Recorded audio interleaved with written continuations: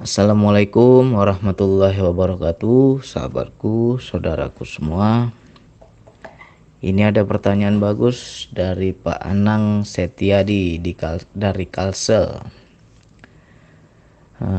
Beliau barusan bercerita ketika berzikir nafas, di situ beliau merasakan daya yang sangat besar, sehingga merasakan seolah-olah tubuhnya itu besar dan terus membesar, bahkan lebih besar dari dunia ini, kan? Karena ini pengalaman pertama, beliau menjadi takut sehingga zikir nafasnya dihentikan. Jadi sebenarnya saya nggak mau buka ini, tapi ya karena sudah banyak yang mengalami, ya kita buka lah. Mudah-mudahan menjadi paham. Tetapi bagi yang belum mengalami, tolong jangan ada rasa ingin atau diminta-minta ya. Semakin diminta semakin nggak dapat nanti. Jangan ada kepingin. Ini kalau kita suatu saat mengalami ya jadi paham. Jadi kan udah ada teorinya. Sedikit saya mau menjelaskan. Mungkin kita pernah mendengar istilah-istilah meditasi ya. Yaitu makrokosmos dan mikrokosmos. Ya. Kosmos ini adalah alam atau semesta, ya. Alam semesta. Jadi makrokosmos adalah apa? Alam semesta yang kasar ini. Alam dunia yang nyata ini, yang kasar. Sedangkan mikrokosmos adalah alam semesta yang di dalam diri kita. Bagaimana Bang? Masa di dalam diri ada alam semesta? Ada. Kalau kita udah pernah ke sana, kita akan tahu, akan paham. Dan di zikir nafas pasti ketemu. Ya. Banyak para ahli-ahli spiritual, ahli-ahli meditasi, mereka itu hanya berpatokan ke situ. Itu yang mereka cari-cari. Tapi kalau kita di zikir nafas, itu sesuatu yang harus kita lalui. Ibaratnya hanya numpang lewat ya. Hanya numpang lewat aja. Jadi seperti tubuh membesar. Bang, saya rasanya membesar, mengembang, meluas, apalagi. Kesadaran saya ini meluas, membesar. Seolah-olah dunia ini kecil, Bang. Ya. Besar. Bumi, planet-planet semua kecil. Semuanya jadi setitik cahaya. Itu tandanya kita sudah masuk di kesadaran jiwa. Itulah yang dikatakan alam semesta di dalam diri atau mikrokosmos. Jadi nggak usah takut. Ya. Karena ini hal pertama yang baru kita alami, wajar takut. Saya pun dulu takut. Karena nggak tahu. Ya. Karena nggak tahu, wajar takut. Boleh takut, stop. Hentikan. Tetapi jangan kapok. Nah, ini harus ada ini jiwa petualang kita. Boleh kita takut, tapi jangan kapok. Besoknya coba lagi. Masih takut Bang? Stop. Besoknya coba lagi. Begitu seterusnya sampai kita terbiasa. Ya. Jadi ada ayat di Al-Quran itu yang berbunyi, wahai kaum jin dan manusia, apabila engkau bisa menembus penjuru langit dan bumi, jelajahilah. Malah Allah suruh kok, jelajahilah kalau kau bisa. Tapi engkau tak akan bisa tanpa kekuatan dariku, kata Allah. Dari ayat tersebut ada yang zahir, ada yang batin. Ada yang syariat, ada yang hakikat. Ya. Kalau secara makrokosmos, mau ke langit, mau ke angkasa, ya naik pesawat lah kita, alatnya. Ya kan? Nah, kalau yang di mikrokosmos, kita ingin menjelajahi alam-alam di dalam diri, semesta kecil ini di dalam diri kita, ya kita harus masuk pada kesadaran jiwa. Jadi ada dua, ada yang membesar, ada yang mengecil. Ya.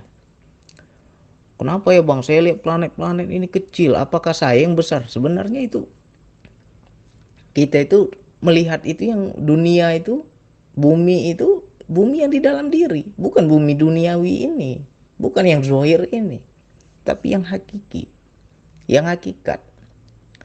Ya, yang wilayah spiritual itu, dunia yang kita lihat itu. Membesar semuanya menjadi seperti galaksi,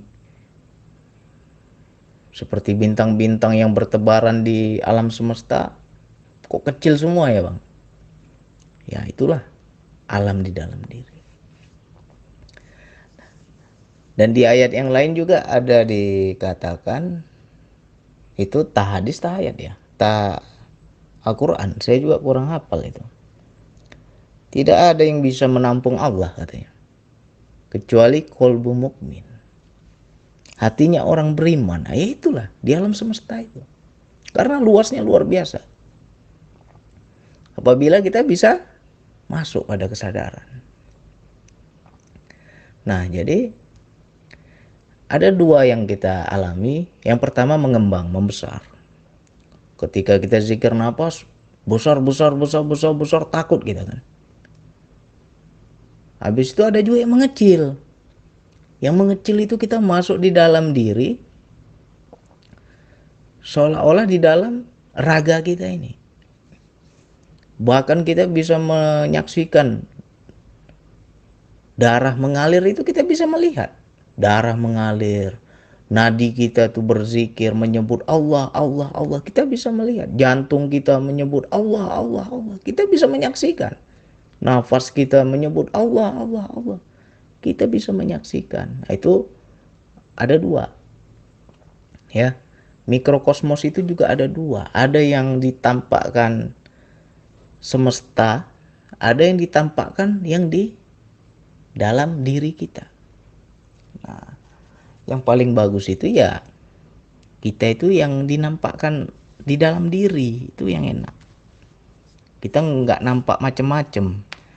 Kita itu nggak terlena oleh pemandangan. Ya, kalau yang di diri itu kita di tengah dada, seolah-olah kita mengecil, duduk kita di tengah dada kita ini. Di situ kita menyaksikan semuanya yang di dalam diri kita. Ya, nadi kita, darah kita mengalir itu berzikir, jantung kita berdenyut berzikir, nafas kita berdenyut berzikir. Kok aku kecil ya Bang? Nah itu satu. Ada juga yang kita membesar, di situ nanti kita menjadi segumpalan cahaya. Ya. Jadi itu sebenarnya bukan, kita nggak bisa bilang bahwa diriku itu cahaya, tidak. Tapi tetap ada cahaya. Ya, yang dikatakan jiwa, nafs itu tidak ada rupa, tidak ada wujud rupa. Cuman di situ serasa kita, energinya itu ada. Makanya setiap orang itu beda-beda warna cahayanya, tergantung tingkat spiritualnya. Ya, makanya ditampakkan. Bang, lihat cahaya putih. Bang, lihat ini itu. Sebenarnya itu kita sudah masuk ke alam sana. Ya. Itu hanya sebuah pemandangan dalam perjalanan. Jangan kita terlena. Memang takjub, luar biasa takjubnya. Kalau orang sudah bisa ke sana, itu yakin saya, kalau nggak ada bimbingan gila. Ya, karena saya juga 2 tahun saya gila. Karena apa? Nggak ada yang mengarahkan, tak ada yang membimbing, tak ada yang mengawal saya istilahnya, ya kan? Makanya kita butuh nih, seperti ini butuh cerita. Bayangkan aja tiap hari bertapa kita di kamar. Saya dulu begitu, sampai istri saya marah. Tamu datang saya nggak peduli. Jangan ganggu saya mau menemui Allah. Padahal enak kali kita di alam sana itu, ya. Makanya bahasa saya itu ya jangan lama-lama kita main di langit. Turun lagi kita ke bumi. Makanya bagi teman-teman yang mulai menapaki jalan spiritual ini, di situ memang betul butuh pembimbing, butuh guru. Jangan kita sepelekan guru ya, butuh guru.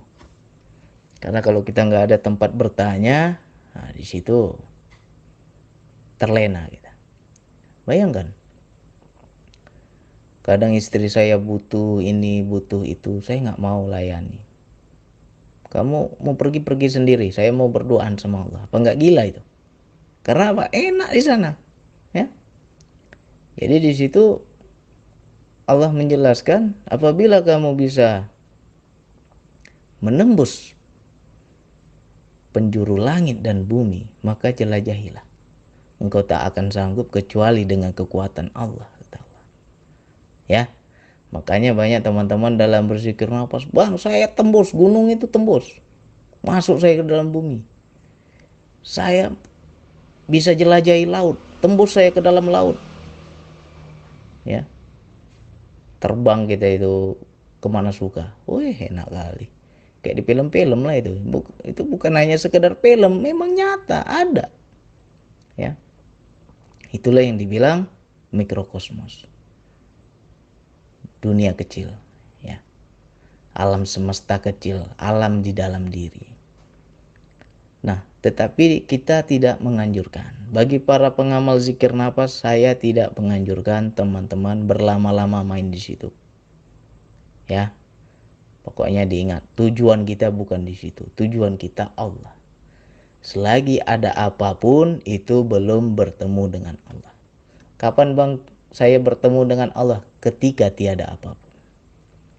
Ya. Jadi kalau masih nampak ini, nampak itu, lihat cahaya ini, cahaya itu, lihat pemandangan indah ini, indah itu, wih, luar biasa. Nggak bisa kita gambarkan. Ya. Jadi jangan kita sering main di situ. Kalau orang spiritual, orang meditasi, memang itu dia cari. Ya, kalau kita nggak ke situ. Itu sesuatu yang harus kita lewati, bypass. Ya. Tetapi tetap harus kita jalani, harus kita lalui. Jadi nggak bisa ngelak. Aku ingin mengenal Allah, tapi nggak masuk kita ke mikrokosmos. Ya nggak bisa. Karena yang goib harus ditemui juga dengan yang goib.